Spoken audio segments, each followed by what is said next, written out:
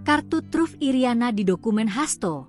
Skandal Jokowi mulai dibongkar, Koni lempar peringatan keras. Iriana Jokowi, istri Presiden ke-7 RI Joko Widodo, menjadi sorotan setelah namanya disinggung oleh Koni Rahakundini Bakri dalam sebuah program YouTube yang dipandu oleh ex-ketua Komisi Pemberantasan Korupsi, KPK, Abraham Samad. Dalam pernyataan tersebut, Koni menyebut nama Iriana dalam pernyataannya soal isu dokumen skandal politik yang dititipkan oleh Sekretaris Jenderal, Sekjen, PDIP, Hasto Kristianto. Mulanya, Koni Bakri membahas soal dokumen penting berisi skandal politik di Indonesia yang dititipkan Sekretaris Jenderal, Sekjen, PDIP, Hasto Kristianto, kepadanya. Lantas berlanjut membahas soal sosok mantan Gubernur Lembaga Ketahanan Nasional, Lemhanas, Andi Wijayanto. Koni mengatakan Andi turut memiliki data tambahan untuk melengkapi dokumen penting yang dimiliki oleh Hasto.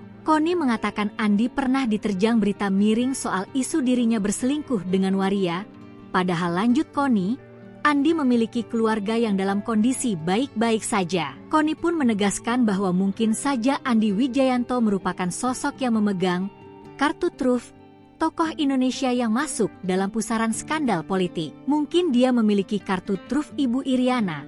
Ibu Riana, by the way, jangan tenang-tenang Bu, babak Ibu belum keluar oke.